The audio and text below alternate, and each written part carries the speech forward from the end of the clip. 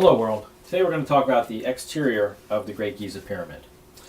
If you go to surface.greatgizapyramid.com or surface.giza.ws, you'll come across this really cool chart that was done by somebody, painstaking task in the 1800s. His name and all that is credited on here. And recently they had somebody who just did it again, so I'd like to compare the numbers, but I don't think they're going to be too far off. But the one thing that they really don't focus on, other than they like to tell you that if we were to draw the edge of the structure, that there's a 35th level. It's a nice big step. I think it's about 60 centimeters depth and elevation.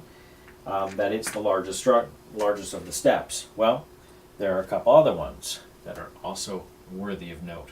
One is at the halfway mark, or just below it, and it is the, if this one you want to count as the first largest, this would be the third largest. And they have another one about another portion of them. Now that one lines up with the change in coarseness of the third structure on the plateau, the third largest of the structures on the plateau.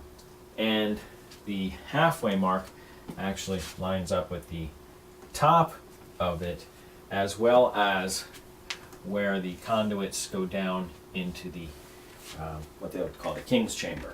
Those two work on there. Now what does the rest of it? Well, the rest of it is a sweeping pattern of largeness to, well, that one being large, so it would actually be a larger steps to smaller steps, and that large one to smaller steps, and there's a couple of actual, you can look at it, waves where it comes through, where it does it again, not quite as large as that one, but large to small, large to small, large to small, same way all the way up to the top until it gets to the top there. Now what that's going to do, in essence, is taking any ambient static electricity that may fall upon this structure and kind of coaxing it towards the top of the structure.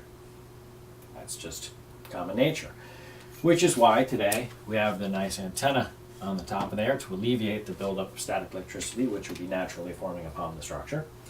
And the reason why back in the 1800s and stuff, before we put the nice antenna on top of the structure, that people could go up there and do experiments and have sparks fly from bottles and cups and fill their Leyden jars and do all that other stuff. So, well, if I got your interest, I got a whole website that tells you a whole lot more about the structure. So come join me.